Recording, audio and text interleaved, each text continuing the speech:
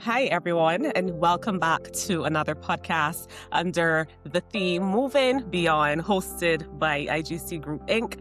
With yours truly, Boyce, Managing Director. I am so excited about the guest speaker that I have joining us today. I respect her tremendously. She has a lot of years of experience, decades of experience in the HR space. She is very passionate about her discipline, about her field, and about recruitment specifically. And I am very excited to jump into this conversation with her. Her name is Julie-Ann Sargeant, and today we are talking about moving beyond current recruitment practices. For those organizations who perhaps you are struggling with attracting talent or retaining talent, Julie is the person who you can tap into with all the knowledge that she has and all the expertise that she has to share. So, Julie, welcome. Thank you for saying yes. Thank you for having me. How are you today? I am awesome. I am great. And I'm so happy to be here. Yes, I know you are, and I'm so happy you're happy to be here as well. I am happy that you're here, because I often watch your content on LinkedIn, Julie, Mm-hmm. and I say to myself all the time, Julie is so passionate about Mm-hmm. this field and about this topic. Some of us run from it, if I'm being honest, but you run towards it. And I Exactly. know that you continue to remain updated about the different shifts that are Mm-hmm. happening, different things that are being introduced in the space. Mm-hmm. And I'm really glad that we get to have this conversation together. Yes, me too. So, Julie, let's start with my first question, which Mm-hmm. is if you can share a bit with us about Mm-hmm. the changes, or rather the things that ought to change in the recruitment space as we look to move beyond the current status quo. Well, Kara, the first thing for me will be mindset, a mindset shift. Hmm. And this is not necessarily for the hiring manager, but these are for the CEOs, the CFOs, the ones that say, you know what, I need someone like right now, but still don't understand the process. Because, many years ago, and we continue to do, you ask and we deliver, but they don't understand what goes through, what's the process to deliver that candidate. So Hmm. that's the major thing that I would like to see shift, that mindset shift, and we would be smooth sailing for sure. It is so interesting that you say that because oftentimes when supporting organizations, one of the things that I've noticed is the timelines for when persons want to be able to fill these vacancies. Mm-hmm. So, and I too am guilty of it, having onboarded consultants before to support recruitment drives. Uh-huh. And, sometimes you call them at the very last minute and you're expecting some results within the next 2 weeks and so forth, not Mm-hmm. understanding that there's really a process that needs to go through. If you can give us some insight into that process, what is a best practice when we think about the recruitment process if we want to do so effectively? You need to have a pipeline. And as you said, Kara, and I don't fault managers for this because, they might not understand the process. But if you don't have that pipeline, a source of candidates that you can call upon, or maybe if you have passive candidates out there that you can attract and say, look, let me go online, let me look out for these people. We need to have that because gone are the days when you can just pick up the phone and say, I need someone tomorrow, and you're going to get someone tomorrow. There are a lot of people out there looking for jobs. They're not waiting for us to give them a call. They're actively out there looking. So once you have that pipeline in place, you have that resource, you have that pool of candidates, that's half the battle over for you. Okay. Okay. A pipeline. Mm-hmm. Awesome. Now that segue directly into my next question. Mm-hmm. I'm sure that there are some companies today that are Mm-hmm. still practicing some outdated approaches to recruitment. What are Mm-hmm. some common outdated recruitment practices that you still see, and what are your recommendations for changing those? So people rely too much on, say, a newspaper ads or posting on job boards or You just go into an interview and you conduct the interview on the fly, Mhm. right? Mhm. Or, you interview someone and, I say, I like this girl, Kara, I can go with my gut feeling. We have to get away from those things. Mhm. Recruitment today cannot be reactive. We have to have a strategy and it has to be ongoing. So, I mean, there's so many avenues, there's so many techniques and new things out there now. AI, a lot of persons are using LinkedIn. I've used Juicebox before. That's another platform where you can go up there and find persons. Of course, yes, it's a cost, but the speed in which you can find persons for a position is phenomenal. Yeah. So these outdated practices like job boards and gut feelings and unstructured interviews, we need to get away from those and just move forward. Yeah.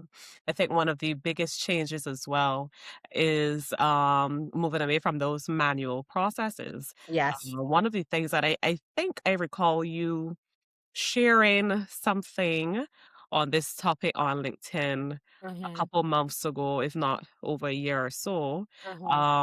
whereby we interview candidates and they don't get feedback if they're not successful. Yes. And I Posting. have had to apologize to a couple candidates, Mm-hmm. right? And it's also still a work in progress, but that is one Mm-hmm. of the things that we have to overcome within the HR space as well. So I think that that's one of those changes that is necessary using ATS, Mm-hmm. perhaps, Yeah. that makes it easy for you to transition persons through the process and Yes. definitely provide that feedback to Mm-hmm. the candidates. And Uh, we have to remember too, Kara, that because a candidate was not successful this time around, doesn't mean that that candidate will not be a future employee. So yeah, it's the relationship that you have with that person now. So imagine you ghost that person after the interview. And then you recognize, okay, you know what? Carol would be a great candidate for another position. How you think that applicant is going to feel? exactly. Yeah. I love that point. That's an amazing point. Yeah, that Mm-hmm. is an amazing point. And it goes back as well to what you were sharing earlier Mm-hmm. about candidates and how they too are seeing the process. And I could imagine that we need to be visualizing or tracking the behavioral changes that are happening within candidates, right? Yes. So tell us about that. What are some behavioral changes that you are seeing today from candidates as you go through the recruitment process? But there's a lot of discussion online about Gen Zs and, millennials and everything else. Mhm. But the truth is, Kara, regardless of what category we fall in, there are persons that want the same thing. They want flexibility, Mhm. for sure, flexibility. And I mean, COVID has taught us a lot about that. Persons want remote hiring. Um, they just want the flexibility, and we have to get away from the old thinking. You come into our office 5 days a week, you do what you have to do, and you go home. Persons want more than that now. Persons want to know that they can grow in the company. Before I join the company, I want to know what are the possibilities, what are the opportunities for me as a person. I want to know what engagement programs you have that you execute for your employees. I don't want to, I want to come to work and have fun too. Yeah. So Yeah. we have to build around the candidate now. Gone are the days, you just come to work, we pay you, and you go home. We Yeah. have to come up with strategies where we can engage those persons, have at stay interviews, find out what's happening, what makes you tick. I might come and like for 2 years, I might be good in a position. And Mhm. I might say, you know what, I'm tired of this now. I want something else. What is there for me? What can I do? Yeah. And one of the common things that I find employers think people want is money. Yes, we all Mhm. want money, but money is not everything. Mm. Money is not everything. And we just have to come up with creative ways in which we can engage our employees to get them to stay, because you know what? It's so competitive out there. Yeah. And gone are the times, Carol, like myself or yourself, that will probably stay at a company for 10 years. people know once they're not comfortable, they're gone. They're gone. Yeah. And quick correction because I too will not stay for 10 years.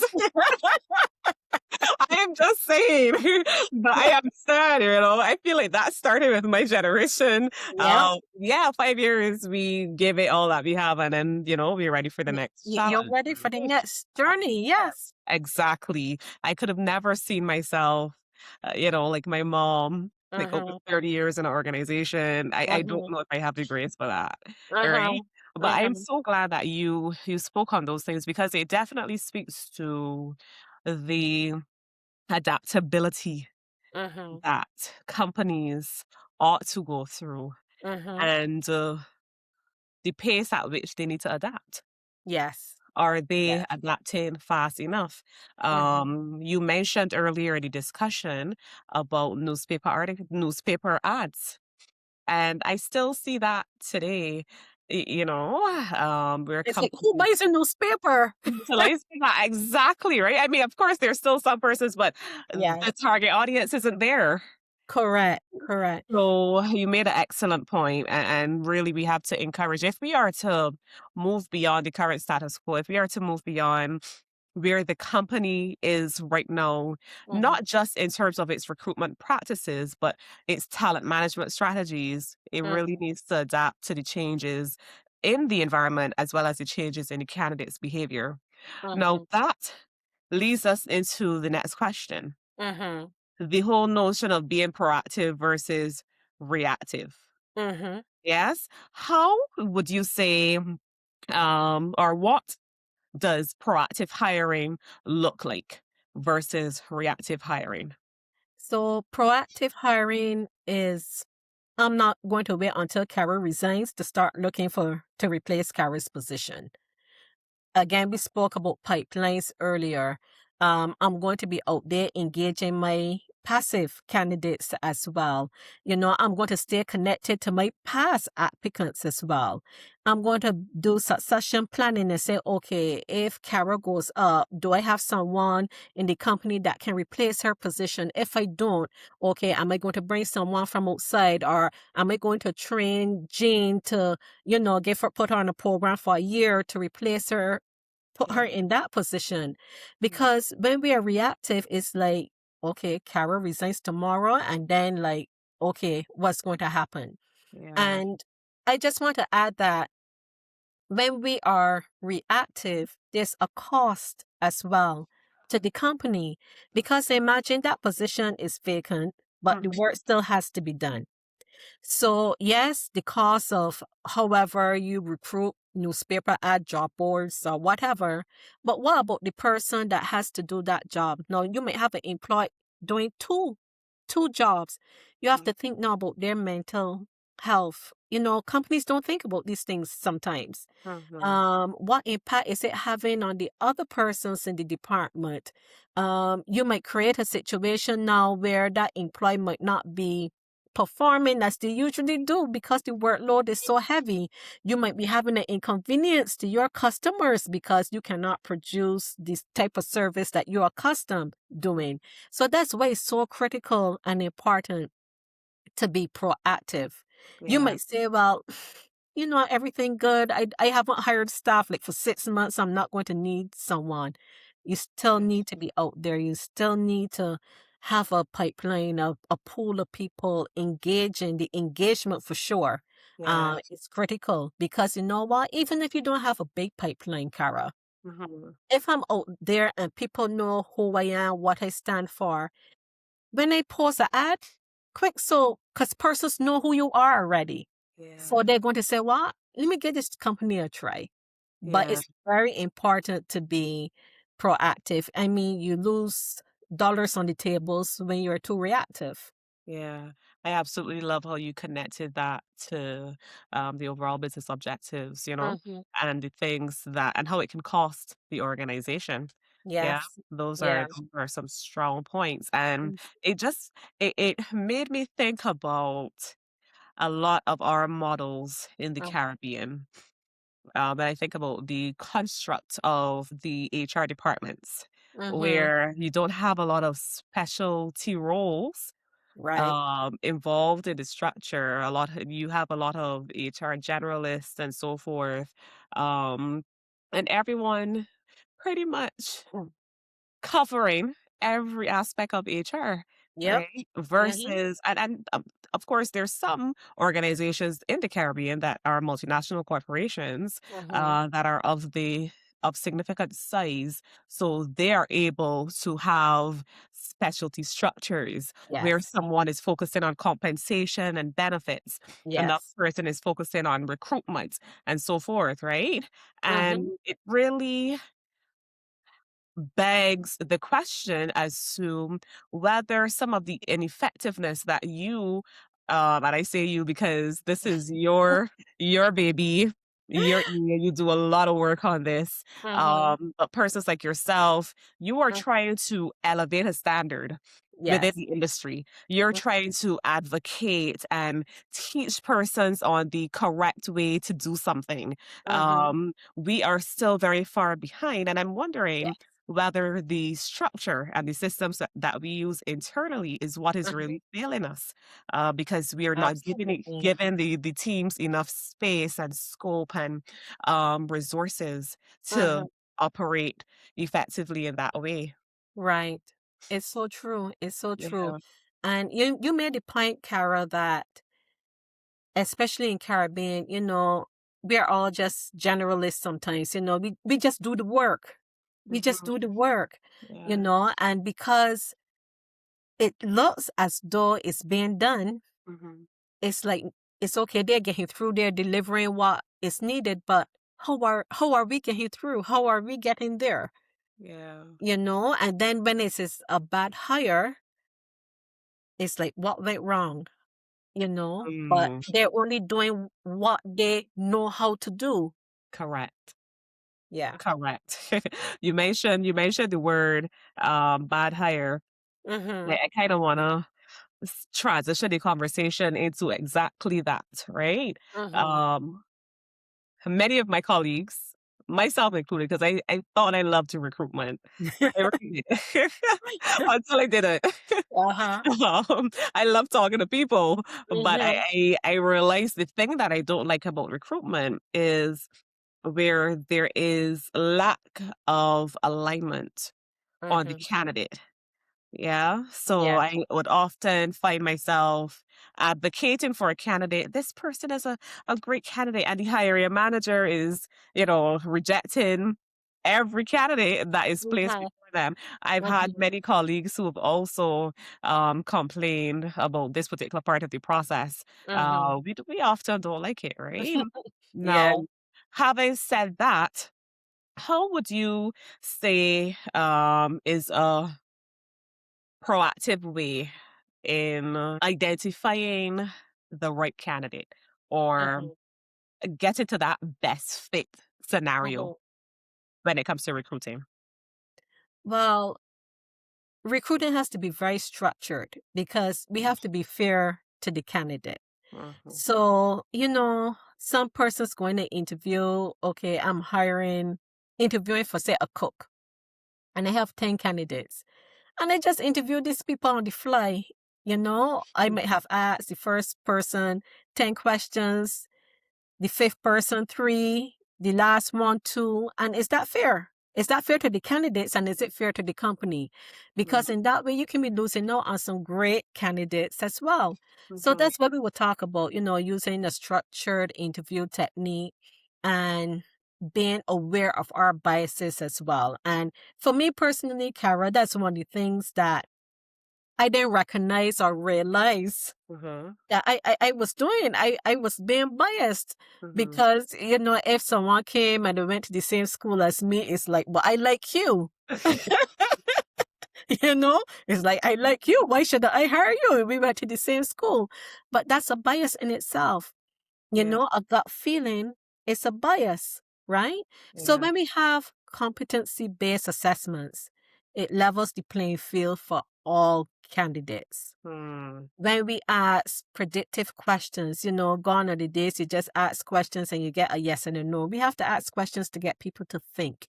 We mhm, have to score persons, write notes in the interview, because imagine you're doing recruitment for an entire day. You want to be fair to the candidate, and there might be a question that someone might have answered that you miss, and it affects, and you go ahead and say, for example, you hire that person, and then you realize that's not the right person. Mhm. You've made through that entire process, Mhm. and you're also setting up that person to fail as well. Because I'm sure the person wants to do well, huh? But Yeah. you're setting up that person to fail because they're not the right fit, Yeah. right? So as I listen to you, I can't say enough. You are Mhm. extremely knowledgeable and Mhm. passionate about this area Yeah. because I, for one, am one of those persons who find it very difficult to have those type of structured interviews. Uh, Mm.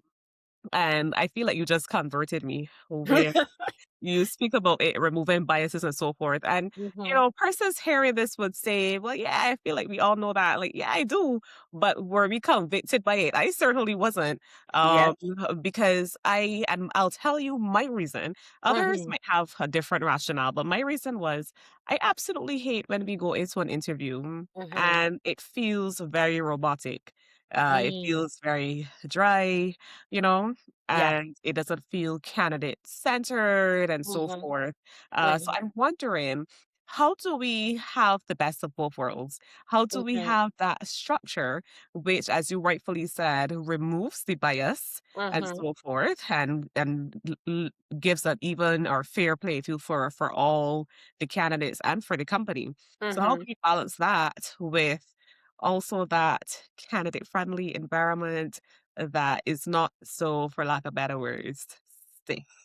Well, permit me to give you a little backstory, right? And this goes back to my hospitality years, and I always used to come home and chit chat with my older daughter about interviews. And she used to laugh at me. She said, "Mommy, you said that. You did that." Because, as you rightly said, Kara, we have to be fair to the candidate as well. And Mhm, sometimes candidates come, and because they might be so nervous, they don't give of their best. And then we have an opinion and a bias as well. So, what I used to do, Kara, listen, I'm so corny, right? I saw Carney. I mean, sometimes I had these persons laughing, almost falling out of the chair, because you know what? If I had to look silly for you to be comfortable so that I can get the best out of you, I'm yeah, going to do it. yeah, And as recruiters, that's what we have to do mm, off the bat, because the experience is not just about us. The experience has to be about the candidate as well. And yeah, we have to be very structured. I like order. I can't do without order. You have those structured interview questions, mhm, right? You ask each candidate the same question, question. mhm, Granted, you might need to ask one or two questions for clarification or whatever the case may be, but you need to ask the same questions. You mhm, need to focus in on the competencies, because we're all different. You might bring a strength from one area and someone might bring a strength in another. And mhm, I like to score. If you feel you're going to be biased, you get a score and you say, okay, soft skills from 1 to 10, how that person scores. If you need a scoring card for each candidate to help you so you're not biased, you need to do that. yeah, And the biggest thing for me, Carol, the emotional decision making. mm, Too often, recruiters make decisions based on emotion.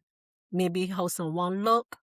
I've heard of stories persons made a decision because of a person's address, believe it or not, in this day and age, right?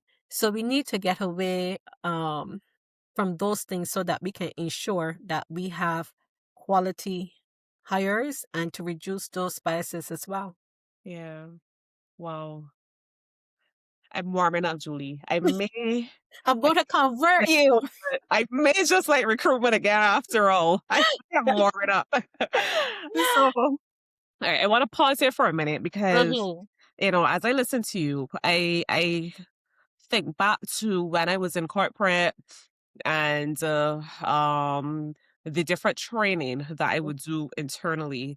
I've often done leadership training, whether it's Mhm. emotional intelligence and different things, strategic thinking or teaming and so forth with Mhm. leaders. And Mhm. it never occurred to me Mhm. to do training on recruitment with the hiring managers because they are the hiring managers. That does Yep. not fit with HR, right? Yep. And I know, Julie, that you have a program specifically around that. I think that that's brilliant. That's Mhm. a brilliant idea. I Mhm. can see the need for it on so many levels, Mhm. whether it's for hiring managers who were just promoted and never did Yep. recruitment before, Mhm. or perhaps hiring managers that have been in the system for quite some time, and Mhm. because they don't sit in the HR space, it doesn't dawn on them to do research on the different trends and what's changing Mhm. in the market around recruitment. Right. Or perhaps it can simply be hiring managers who feel as though they're missing the mark with the candidates that they're hiring and the Mhm. decisions that they're making. So I really do see a lot of value in that program that you have to offer. And I wanted to Yes. give you a few minutes to talk about it because I Mhm. really do believe it will make a difference for organizations and hiring managers out there.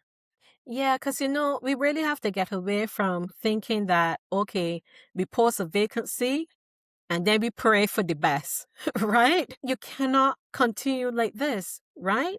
So we have to think about proactive strategies and ways and the tools that, we can make it the right way. So Mhm. when I really thought about this program, right, is to help organizations and not when I say organizations, because it just can't be one or two people. It Right. can't just be two persons doing interviews, right? But to move beyond these outdated recruitment practices Mhm. and to have a more structured, a more modern, results driven Yeah. approach. And that way we can attract and interview the best talent. So, we have to stop reacting as we spoke to earlier and Mhm. to start transforming, right? When you have great recruitment practices, you're going to have great candidates. And in turn, you're going to have awesome employees. Yeah. Yeah, I could see the passion. Kudos to Mhm. you. You are doing a great service for our industry. 'Cause let me tell you, to the HR professionals that are watching this, Julie is helping you, okay? Julie is helping you to close that gap between you and that Yes. hiring manager that has been driving you up a wall all year as you Mhm. try to fill the position in their department. Yes. Julie, Yes. I think that that is a wonderful program. I'm sure that, persons out there who are watching, they can always reach out to you Mhm. on LinkedIn, Yes. express their interest in joining that program. Mhm. You mentioned it's about 6 weeks, I think, Yes. 6 weeks 6 week program. Yes. program. Mhm. Yeah, that is something I definitely would support because I Mhm. also see the challenges that some higher managers within various organizations are facing. So I Yeah. really wish you all the success in that program. Thank you. And thank Uh-huh. you. I had fun today. Thank you so much for I hosting mean, we me. ain't finished yet. We're gonna do the final question, which Yes. is AI. I don't feel like talk about trends. Mhm. We can't have a podcast episode and not Mhm. talk about the biggest thing that is Mhm. trending right now in all spaces. Mhm. So, when you think of AI, what role do you think AI should play in any modern recruitment tools play in today's recruitment process? So, AI and modern recruitment tools, what role do they play in Mhm. today's recruitment process? So, with AI, I know there are a lot of people that still, not sure about the AI, but Mhm. you have to use it for what it's worth. How is it going to help you? How is it going to increase efficiencies? So there are two platforms that I've personally tried and I'm just in love with them. Right. Right? Earlier I had mentioned Juice Spots. So Juice Spots works similarly to LinkedIn Recruiter. Okay. So if you're looking for a position, you can just go and type in the search and all of these candidates are just going to be there. You can go into detail who you want. I don't want this. I want that. Persons with over 5 years. I mean, it is phenomenal. I was blown away. And Mhm. I mean, in like from the time you hit enter, you see just all this information coming out, all these candidates. And these are, again, we talk about passive candidates. These are not persons who are necessarily out looking for a job, but Mhm. they're there and they're out there. And these are persons then that you can approach and engage and have a conversation. Yeah. And then we talk about, okay, so you did that. You're attracting the candidates now, but you have like 100 applicants to interview. Who's going to do that? Yeah. So I came across another platform called Brain Trust, Mhm. where the AI actually conducts the interview. And the beauty about this, Cara, is that you can type in whatever you want. Any questions you want, you can type in and the AI is going to conduct the interview. Mhm. But the thing, Karen, the absolute thing that I love, if you answer a question and the AI, maybe you didn't get the gist of it, the AI creates a question on its own to bring clarity. So it helps you as well because sometimes with nerves and everything else, you might not give your best answer. But Mhm. the AI then comes up with a question on its own and asks you. Now, I know there's some persons that are not comfortable, say, well, I don't want to sit down in front of a monitor and speak to AI, how fair is it? They can't read emotions. But the thing is, you have a recording. You can go back and look at the recording, and the software actually give you a summary of the interview. So Mhm. yes, you're going to get a summary with each question, but then the AI is going to say, okay, Kara is a top candidate because da da da da da da da da. And it Mhm. works. And then you can have data insights. But I must stress though, Kara, that AI will never replace human judgment, huh? Mhm. They will never replace human judgment, but they do enhance the efficiency of the process. And especially for larger companies that do a lot of hiring, you might have a call center somewhere and they need a Mhm. 100 people, Yeah. right? So as recruiters, I don't really think you can ignore the technology. And even if you're not using these large platforms, something as simple as WhatsApp. I was chatting with another recruiter locally, and she said she used WhatsApp. So what she would do, I would say, well, okay, Kara, in my pre-screening, I would say, Kara, at 10:15, I'm going to send you a list of questions. You have 15 minutes to get yourself together, and you have to do a video and respond to the questions. Yeah. And it Wow. was like, wow, I would have never thought of that, right? Yeah. Because she does a lot of hiring. So Mhm. for her that works, and then based on that she would decide, okay, out of these 10 candidates, I'm going to then have these 3 persons that she will conduct for the interview. Mhm. Yeah, That's so I mean, AI, we need to embrace it. We need to embrace the technology yeah. because trust me, we will be left behind. Yeah. Well, Hmm. as you speak, there's so many other questions that are popping into my mind. One of Hmm. them being as well is not just recruiters that will be using AI, but it's also the candidates and being Correct. able to decipher what is AI from what is actually realistic, what they have Yes. actually done, what is experience. And Um, uh-huh. there are a lot of nuances and things to consider. And that's why your training and your program is also very important in Yes. in a time like this. Hmm. So Julie, thank you so much for sharing. Any last thoughts that you would like to share before we wrap up? Yes. For employers out there, we have to go where the candidates are. We Mhm. have to change our thinking in, okay, these outdated ways. If your candidates are on TikTok, your organization needs to be on TikTok. If they are on LinkedIn, you need to be there. And what I love, Kara, I'm seeing the change in the tide, even here locally, because I'm seeing now companies, doing these short, funny skits. Mhm. that are so engaging. So I might not necessarily be looking for a job now, or the company might not advertise a job. But when they do, they're going to remember you. Yeah. They're going to remember you. So you have to go where your audience is. You have to go there and you have to engage them. Trust me, there are a lot of passive candidates out there. Just women, they might not like or engage with the content, but trust me, they're looking. Yeah. They're looking. They're watching. Most Mm-hmm. definitely. Mm-hmm. Thank you so much for that, Julie. Thank you for your time.